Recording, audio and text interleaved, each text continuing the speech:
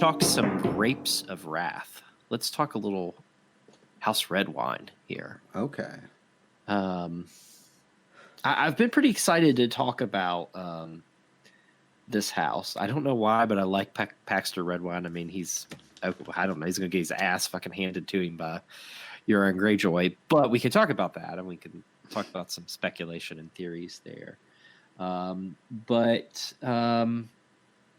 Let's talk some history and legends, famous members and events, and we'll talk about the Arbor itself, the location of House Redwyne, where they hail from, what they've ruled, and then, like I said, we'll talk some speculation about the Redwyne fleet and Paxter Redwyne in the Winds of Winter and beyond. So, House Redwyne is one of the most prominent houses in the Reach. We all know that. They're sworn to the Tyrells of Highgarden. Their sigil is a burgundy cluster of grapes on a field of blue. Members of the house tend to be freckled and red of hair. I really like this fact, and this was something that took me a while to just sit and comprehend. Okay. They are really entangled, and I think that's a good word to use, especially since the grape cluster wine is their sigil. They're really entangled and intertwined with House Tyrell and even House Hightower. So here's how some of the relationships go. And this is so confusing, but again, medieval times. Yeah. Everyone was married to their sister, their cousin, or whatever. So Paxter Redwyne, his aunt is Olenna Tyrell, the Queen of Thorns. Oh, okay. Who herself is a Redwyne. So her maiden name was Redwyne. Her father was Runciford Redwyne, who was Paxter Redwyne's grandfather. Now, Lord Paxter is married to Mina Tyrell, his cousin, who is a sister to Mace Tyrell and the daughter of Olenna. So he's married to his first cousin. Wow. Yes. Which is not as bad as the Targaryens, right? Yeah. I mean, yeah. But still, first cousins, it's illegal, people. Now, we obviously know the Redwynes command the mighty Redwyne fleet, which is the largest fleet in Westeros. It is composed of 200 warships, 1,000 merchant carracks, winecogs, trading galleys, and whaling ships. Now, this is something interesting that I found out that I guess I didn't really know. But the Redwynes are descended from the First Men. Wow, yeah, I didn't... Yeah, so they're descended from an ancient character called Gilbert of the Vines, who, legend has it, taught the people of the Arbor to make wine, and he is a son of Garth Greenhand. So, one of the major characters from back in the time of the Reach of the First Age. Which that makes sense, I guess, because who were the Greenhand? I don't know. Who were the people before that ruled the Reach before the Tyrells? The Gardeners. Gardeners. Yeah. So they're descended from Garth Greenhand. Yeah. So I guess that should have made sense. Yeah. It's like one of those weird things where it's like, yeah, I should have clicked, but it's weird because they worship the Faith of the Seven and right. But I guess that's where the Andals first landed, so of course they were. And if you kind of think about the last name Redwyne, I mean that's very derivative. It's like Stark, it's like Flint. Gardner, I mean, yeah. Gardner, it describes either what they do or what they represent, and obviously the fact that they've made red wine, they're therefore called Redwyne. Yeah. Now, the Redwynes first ruled over the Arbor as kings of the Arbor. So they were one of the, small petty kingdoms when Westeros was many hundreds of kingdoms. And their last king was lost at sea. And his cousin, King Meryn III Gardner, made the Isle part of the Kingdom of the Reach. So that's how they became part of the Reach. Okay. During the Andal invasion, fleets from Old Town and the Arbor protected the Reach. During the Dance of the Dragons, the Redwynes supported the Greens. If you remember back to the main series, Brynden Tully was to marry Bethany Redwyne, who went on to marry Lord Mathis Rowan. Some other famous Redwynes in the story. We hear that there's a knight, Sir Desmond Redwyne. He's married to Denise Hightower. And they have a son, Dennis Redwyne. We don't necessarily know how this branch is related to Paxter. And obviously the Hightowers have their own intertwining with many of the other Reach noble houses, including the Tyrells. And of course, we know famously that in Robert's Rebellion, the Redwynes remained loyal to the Targaryens, and the Redwyne fleet imposed a naval blockade of Storm's End while Lord Mace Tyrell sieged it, though the smuggler, Davos Seaworth, was able to slip through the blockade undetected. My precious Onion Knight. Our precious Onion Knight. The future master of ships. Yes. Maybe. We don't know. Who knows if that's canon or not. But I mean, I feel like that's one of the things that we all wish. So, you know what? Absolutely. Please, it's canon right now. It's canon right now. Something good for Davos, please. Yeah. Now, after the fall of the Targaryen dynasty and the sack of King's Landing, Lord Paxter joined Lord Mace in dipping their banners to Lord Eddard at Storm's End. In the Greyjoy Rebellion, the Redwyne fleet joined the attack on the Iron Islands and were part of Stannis Baratheon's armada at the Battle of Fair Isle, which saw the defeat of the dreaded Iron Fleet. We know that House Redwyne was counted by Viserys Targaryen as one of the noble houses that would rally to his banner if he invaded Westeros. Oh. And we also know that Oberyn and Elia Martell visited the Arbor on their way to Casterly Rock when they first met the Lannister twins. And Samwell Tarly was once a page on the Arbor, where he was humiliated and teased by Lord Paxter's twin sons, Horus and Hobber. And even Lord Paxter's fool made fun of young Samwell. Wow. So that was a lot of information there, Brett. Anything that stands out to you on House Redwyne? I mean, nothing's really jumping out at me. I feel like I don't know too much about them, I guess. Yeah. It's one of those houses that it feels like it feels like they're referenced a lot, but there's not much there.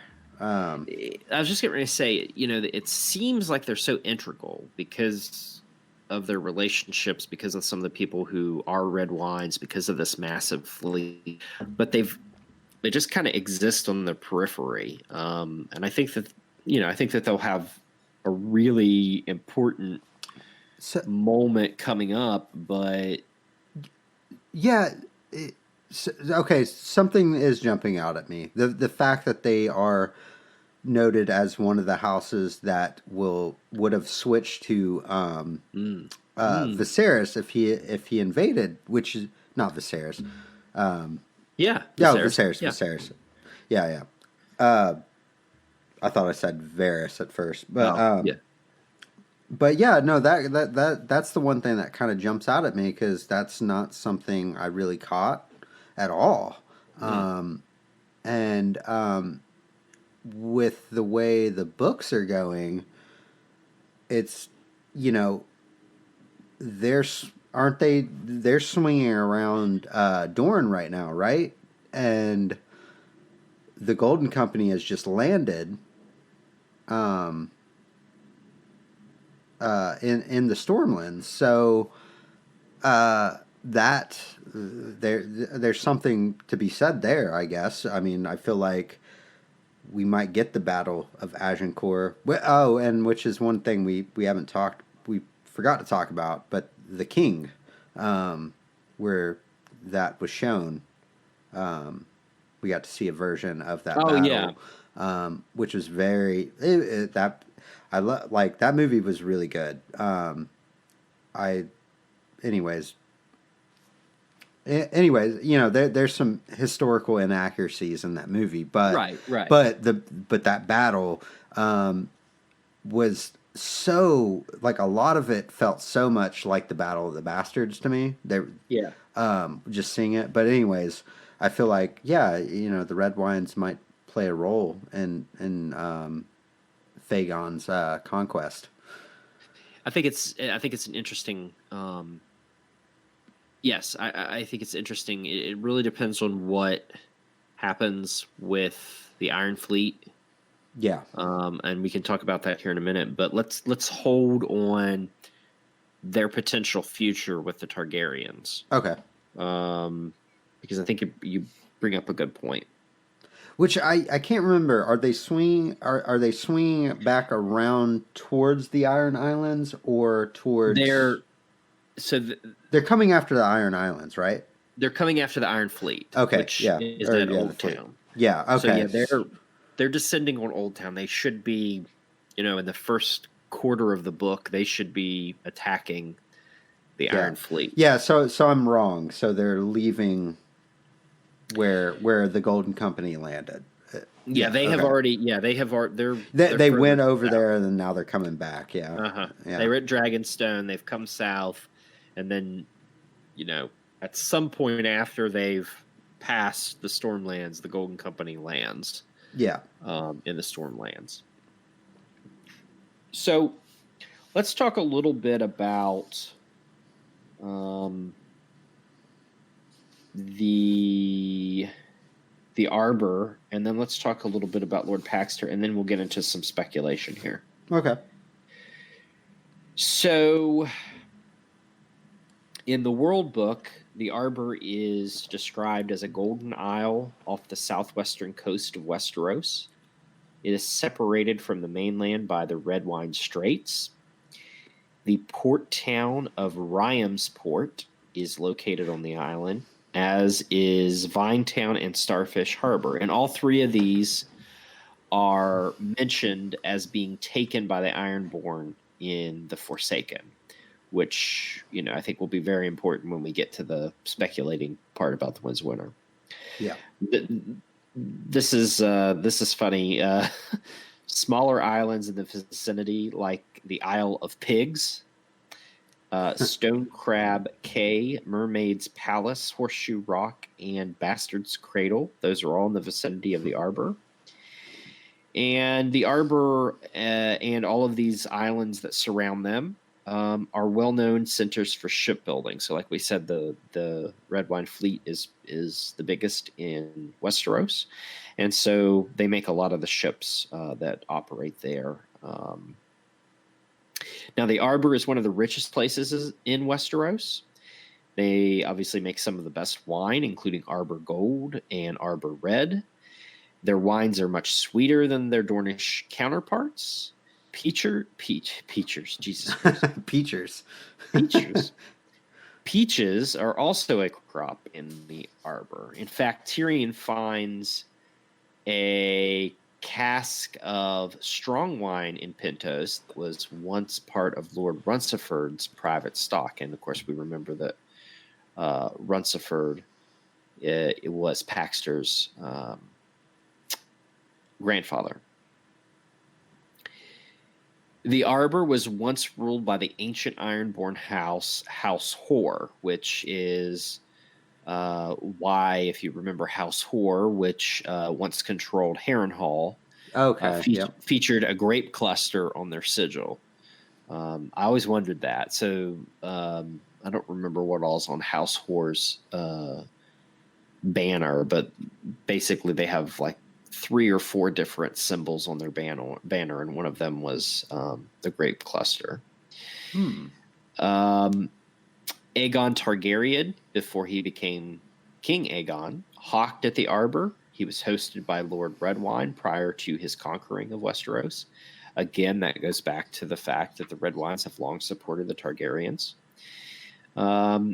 Aegon visited the Arbor when he was king. Jaehaerys I visited on the back of his dragons. We have, like we said, we have notable figures: Alyssa Farman, Alan Valerion, Oakenfist, Rhaena Targaryen. All are mentioned in Fire and Blood as having visited the Arbor, as has Asha Greyjoy, who sailed and traded there in her ship Black Wind. That's interesting, yeah. Yeah, and it's mentioned trading galleys from the Arbor go as far east as Karth, and Arya actually spots a big-bellied wine cog at Ragman's harbor in Bravos. Now, the leader of House Redwyne and Lord of the Arbor is, of course, Lord Paxter Redwyne, who is stooped of shoulder, thin and balding, with just a few tufts of that famous orange hair remaining on his head. Like I said earlier, he's the nephew of Olenna Tyrell and married to her daughter, Mina, Mace Tyrell's sister. Now, Paxter has 3 children, the twin sons Horus and Hobber, nicknamed Horror and Slobber, a daughter, Desmera, what a name, Desmera, who Stafford Lannister wanted at one time David Lannister to marry. Lord Paxter commands the mighty Redwyne fleet from his huge galley, the Arbor Queen. The Redwyne twins, if you remember back, they attended the Hand's tourney in A Game of Thrones, and they actually became hostages of Cersei Lannister in A Clash of Kings, preventing Lord Paxter from supporting King Renly Baratheon and Lord Mace Tyrell. Which that's interesting because would he have even supported either of them? Yep. That is interesting. Yeah. I mean, I would say his connection to Olenna and everything would probably put him on that path. Yeah. But that's true. Right there, that's one of the ways that George offsets Renly's power versus Stannis. Because Stannis has this massive fleet at his command.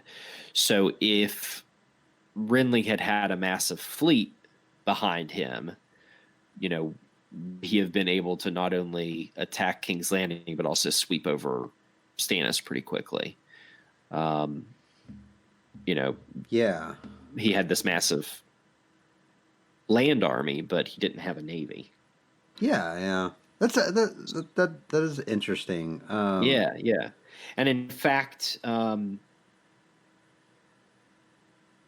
the urging of Littlefinger, Tyrion sends one of the twins back to Lord Paxter while keeping the other as a hostage. And so after the marriage alliance between Houses Tyrell and Lannister is secured by Peter Baelish, the Redwynes join the Tyrells in supporting King Joffrey. And they help rout Stannis at the Blackwater and obviously drive his force away from King's Landing. After Blackwater, Lord Paxter is given an advisory seat on the Small Council. This is interesting. He is granted a certain tax remission on select wine vintages from the Arbor for 30 years. So Tywin basically, tells Paxter that they won't tax certain wine vintages, which I'm sure makes Paxter even more wealthy. Yeah. Now, in A Storm of Swords, Lord Paxter gives a scale replica model of King Joffrey's valor to Joffrey at the Purple Wedding before witnessing the murder. Paxter is called as a witness against Tyrion, telling how he heard Tyrion threaten the king. And he attends the funeral of Tywin Lannister and the wedding of King Tommen and Queen Marjorie in A Feast for Crow. Now, Cersei revokes the small council seat and tasks the Redwyne fleet with sieging Dragonstone in order to remove a military threat against her near King's Landing. Lord Paxter's plan is to starve out Stannis' garrison or create a breach in the wall of the Dragonstone Castle by mining beneath the Dragon Mont. So basically, he's trying to dig through and under the castle walls. Which I feel I feel like that's more productive than starving Stannis out, because we all know Stannis. Stannis left plenty of food back there. Stannis will eat shoe leather. Yeah, and I'm sure his men would too. Yeah, they're not going to lose the castle for him. Yeah.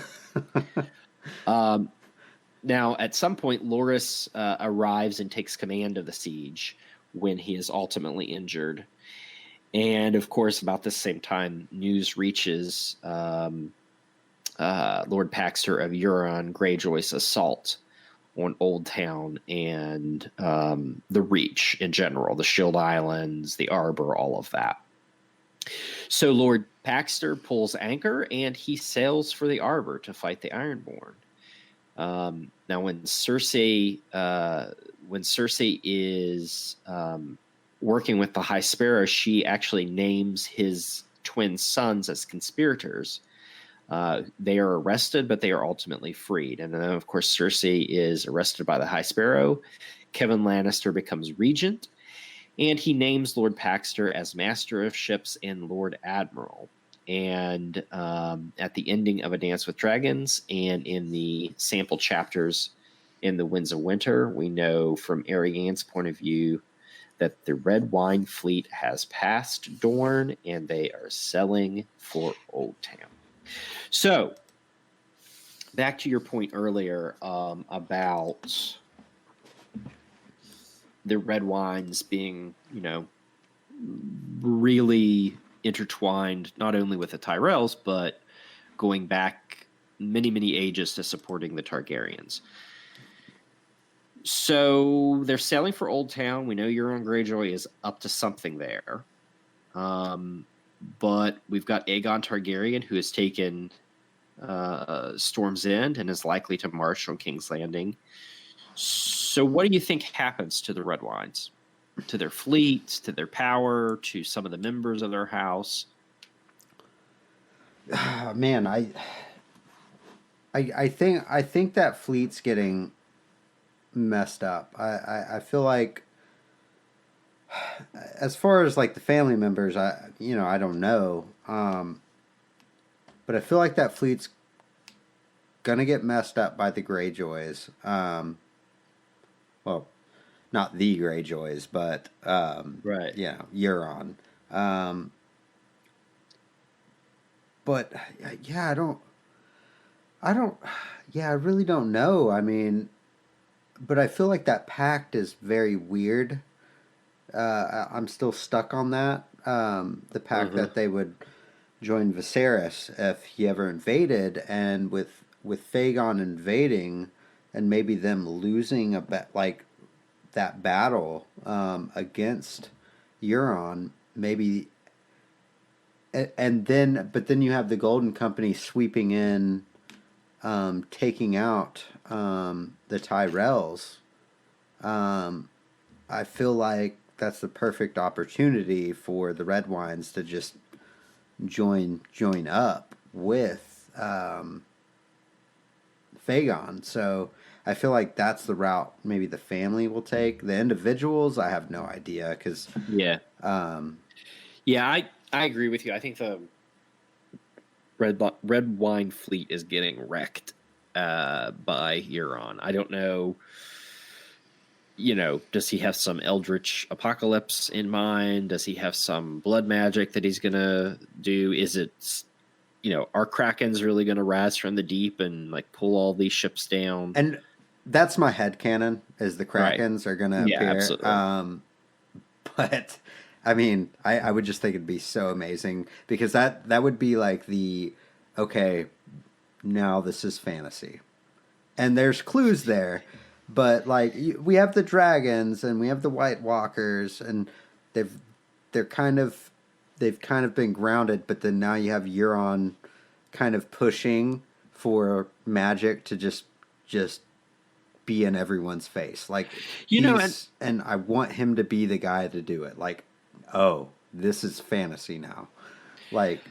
I agree with you. I totally agree with you. I wonder though, we know through the Forsaken that this absolutely like sea of blood, mystic horror, all this crazy shit is going to happen. So I could absolutely see um um I could absolutely see um all of these fantasy elements happening. But I could also see George getting away with it, that he makes it almost like it seems like it's Aeron Greyjoy's like dreams. Like he's so drugged up and like, whatever, thinking the drowned god is coming for him and all this crazy shit. Yeah. And, so at one time it's very fantasy, but George could say, now did Aaron really see that, or was that the shade of the evening? Did he really see Kraken emerge from the deep, or was that his imagination that the drowned gods were coming? And then almost like immediately the next chapter in Old Town would be Sam's point of view, and all you would kind of see is, oh fuck, the Ironborn somehow defeated the Redwynes. We got to escape the city or something like that. And I feel like it's going to play out like that, somewhat. It's like I should have thought more. I should have put more thought into this and looked into it. But like what? Well, I mean, obviously I didn't know this was going to be, a point. But the like what visions has Bran had that have come true, and like comparing the vision he had, or Jojen. I mean, the sea has come over the wall, Ironborn invade, yes, and then Krakens, but he could. I just feel like it's been done enough to where it's like if a Kraken shows up, it's like, oh shit, like that wasn't a metaphor. Now it's an actual Kraken. But I am curious to see like what the comparisons between like Bran's visions are, and then like the actual event that happened that he had, and vice versa with any other vision that we've seen play out, like the Red Wedding. Like the Red Wedding, like, you see someone with the wolf's head, and yeah, I don't know. Like,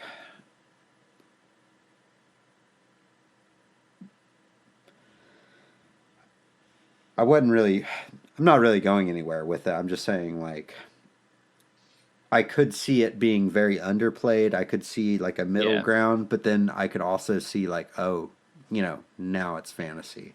Well, I think of all of the places to do this, this is the moment, because I mean, yeah, especially in the context of Euron being like the anti-Bran, right? Yeah. So if you're going to have the real fantasy elements kick up in Bran's chapters, which I think we're likely to see, then yeah, I didn't even. You want the dark elements to kick up in POVs around Euron. I don't know. It's just very interesting. But yeah, I agree with you. The Redwyne fleet is toast. I think Paxter Redwyne goes down with them. Yeah. Now that obviously leaves his twins, who are in King's Landing. So I do think that they go to Fagon at some point. They're not going to stay with Cersei, especially after Cersei accused them of conspiring with Marjorie and everything, for which they were acquitted, as we discussed. But I do think that they do go to the Targaryens. Yeah, and I think another thing too is there's so many balls up in the air at this moment that like everyone's kind of on their own, and it seems like it's very hopeless. But I feel like if the White Walkers advance and attack, I feel like Westeros might be in the best case scenario because you've got so many people with like wishy-washy like alliances at this point. Um, you see where they might go, but then you're like, oh, they could go a different direction, But Yeah. when you have one common threat marching against them and someone kind of uniting them all, like I feel like they'll all follow whoever that person is, whether it be Danny, John, or whatever. Um, and I feel like the book it might take that route. And it's a little bit cliche, but I just the way the story's going, it's like I don't know what the fuck the Redwynes are gonna do. Like I don't know what Arain Waters is doing. Like he seems like he wants to follow Stannis. Like he seems like that, but then he seems like now he's got a fleet. Like where is he? Like what's he doing? Like there's so many people out there that are like they want to make power moves, but then like once it depends on how fast they make those power moves. Yeah, I don't know. It's Well, and all of them, again, whoever they're supporting, again, this one generation is being wiped out. This older generation is, it started with Ned and Robert, and it's just slowly gonna be all these other people wiped out. There's still going to be some of them surviving for a little while, but all of their children and whatever are going to be swept up. I would assume the Redwynes will,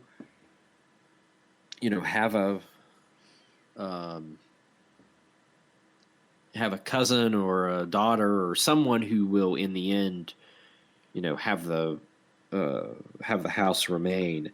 But let's not discount that if the sons are supporting Fagon, they're probably going to be in King's Landing, which means they're going to burn.